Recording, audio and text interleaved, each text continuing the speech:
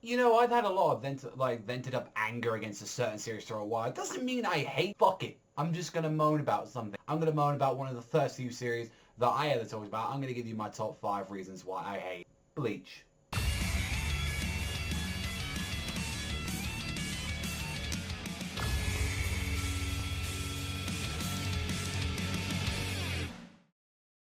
Number 5.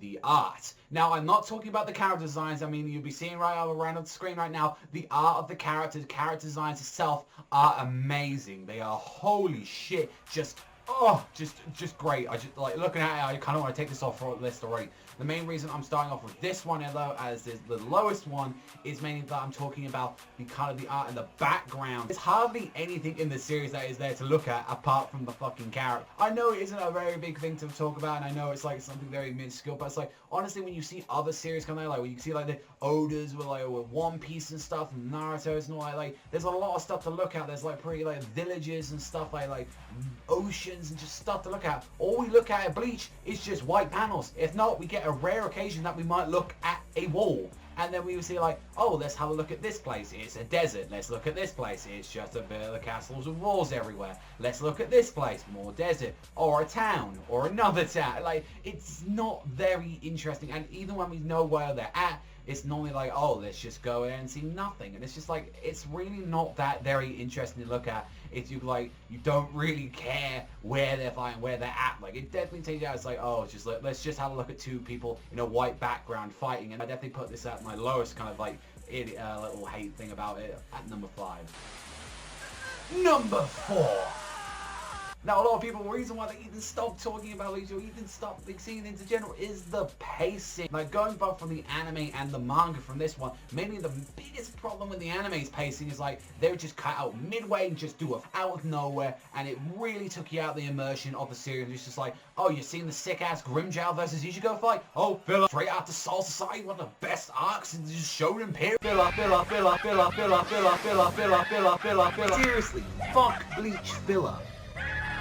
Not to mention as well, if we're going into the manga's pacing as well, since you know, oh, that's all canon in there. Holy fucking shit. There are so many things that could have been cut in half or didn't even need to happen in the manga. Like, a lot of people say that the current arc at the moment, you know, the 1,000-Year Blood War, first half of it, I'll agree with it. Fucking great. Love it so much. Second half, so many chapters with fights that kind of don't really need this much like going on to it, or just either not that very interesting stuff, that stuff that would be cut in half. Honestly, like, the second half of this war should have just been cut in half. Like, I'm talking about some of the fights and all that kind of that, and I know even some of the stuff has been even left out, but regardless of what, it doesn't make that very interesting if you're going to be seeing 7 weeks in a row about a character you don't care about, or nothing else is happening but that. Like, people don't want to stand for like 2 months at just one little place, and the characters and all that with their fights just feel like roadblocks, stuff that you want to see in the series, like a lot more of the juicy stuff. Like, you want to see more of the story. Oh no, so you got to see this long fight, then you got to see this one, and then you got to see this one. It gets annoying for people, and that's a reason why a lot of people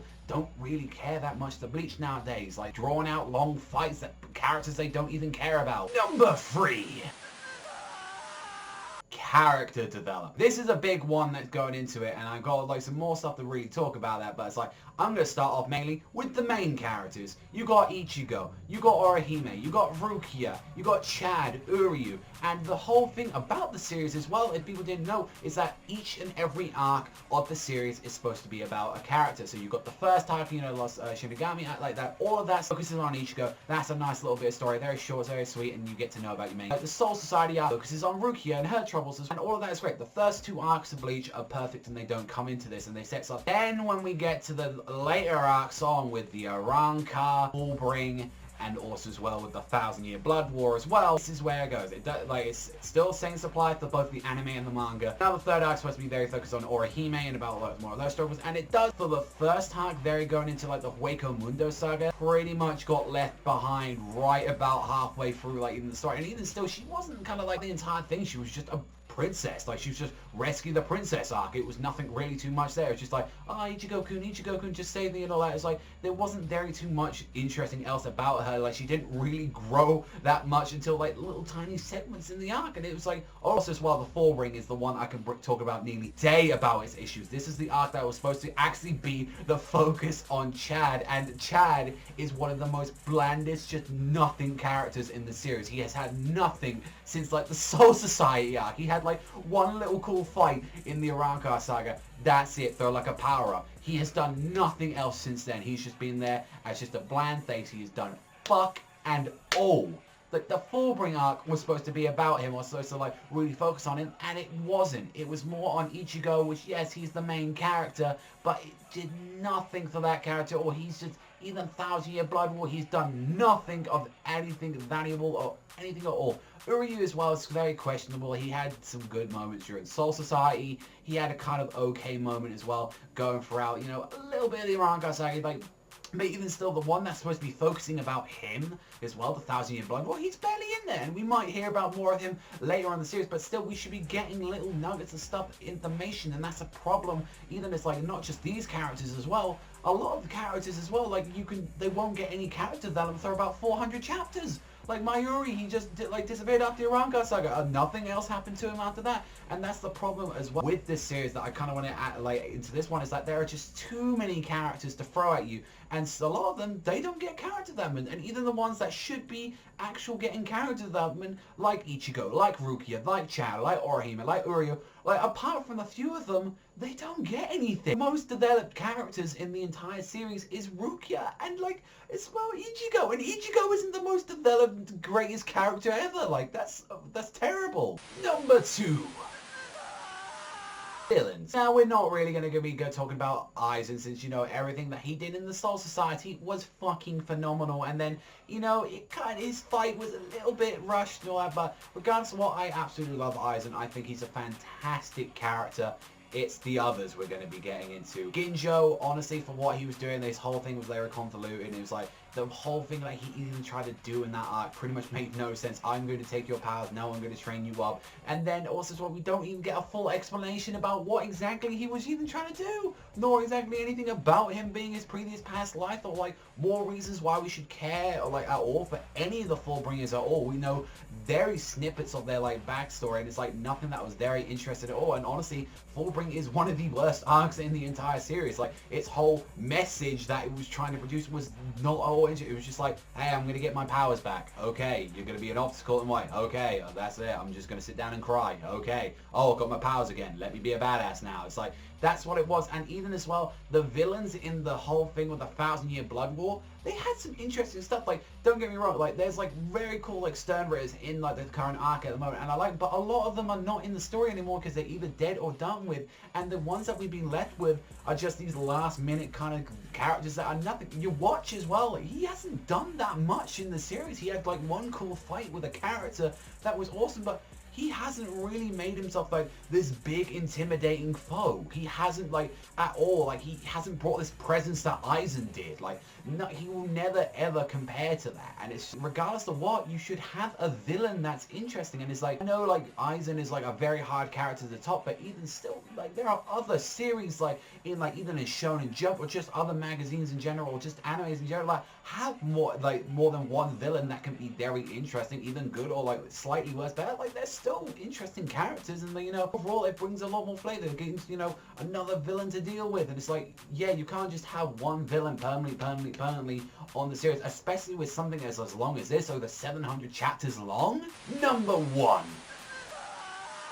My number 1 thing that I absolutely hate about Bleach is its main character, Ichigo Kurosaki. Now, Ichigo Kurosaki is a very mixed one to really talk about, since like at the start of the series, you know, he got his whole thing explaining about him, like, you know, his whole thing is, I want to protect my friends, I kind of wanted a normal high school life. For a long time, I don't want to see ghosts, and then, you know, he kind of got dragged into the situation of becoming a Soul Reaper, and, you know, that's all fine and dandy. But the character himself, whiny as hell, like, one thing, he's like crying about, give me back my powers, like screaming it out. And then the next minute it's like, when he gets the powers, like, oh no, I'm the badass now, I'm gonna be a superhero, you know, don't worry, like that. And it's like, he's, especially like when we see him throughout the series, like a lot of him and other characters, like I said previously, they don't get developed, they don't get time to shine. Ichigo didn't even really get hardly any development throughout fucking 700 chapters. It's like he had one arc finding about his origins, that was cool. About some more, the character himself is barely in the fucking story. A lot of the time he's just there to be, hey, I'm cool.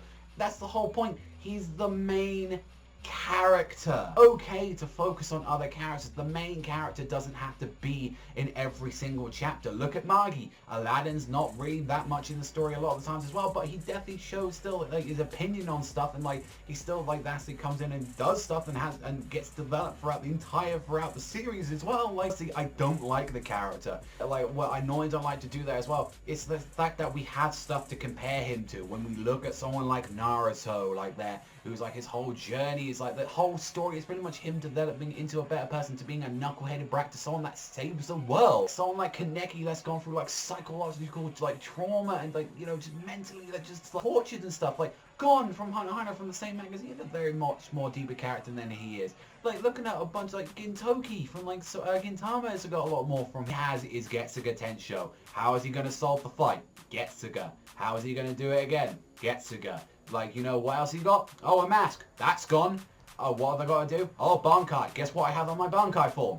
Getsuga. A way to develop the character is to him learning new moves, learning new techniques, and you can say, well, he never had a training period in his like entire series. But regardless of what, he had time to learn something new when he was going in full ring. He also had time as well, and that was another issue with the manga. There should have been little breathing periods where he could actually learn something new, or even when he was with the Visors, try out a new move or something. Like, that would have been a perfect thing. Like, oh, I didn't have time to like learn this while I was like in the Soul Society, but now I've got time to like learn my, you know, my holification powers. Like, I could do that. Hell, even learn like a new move or something. Like, it's just like, even when he did like one thing like Mugetsu, that takes his powers away. I'm not saying you have to be like Luffy, where you got like gum, like pistols, jets, gatlins, like dumbbells, like all that. Like, you just have to bring something that like flavor to the character, like a lot of variety to him. I'm not asking for like a fucking magician, like all tricks coming out of his sleeves like that. I'm not asking for that. But when like other characters, not even main characters, have like more moves than Ichigo, that's ridiculous. Let me know, guys, what do you have issues with Bleach? Do you still read the series? Do you like, especially if you're a big fan, let me know, you know, your own opinions about that. Do you think I'm right? Do you think I'm wrong? I talk to like Bleach fans. One of my closest friends is a Bleach fan, and we have these arguments all the time, and I feel like he's instigated a lot of really good conversations with me where I'm not right all the time, and he definitely isn't right a lot of the times as well. But I thought finally I should get this off my chest as well, since I really don't feel like talking about the Bleach manga anymore. So yeah, let me know in the comments down below. I might still talk about it when it's like hype stuff, but you know, that's pretty much how it is. Maybe I need like an anime to come back to like reignite that hype and all that, but it's like, let me know what you think. Like, what is your favorite moment from the series? And I'll probably do you know, what I like about Bleach like later on in that. But I definitely wanted to get some stress out, and I feel so much better saying that. But that's all from me. So thank you very much for watching as always, and I'll see you guys next time.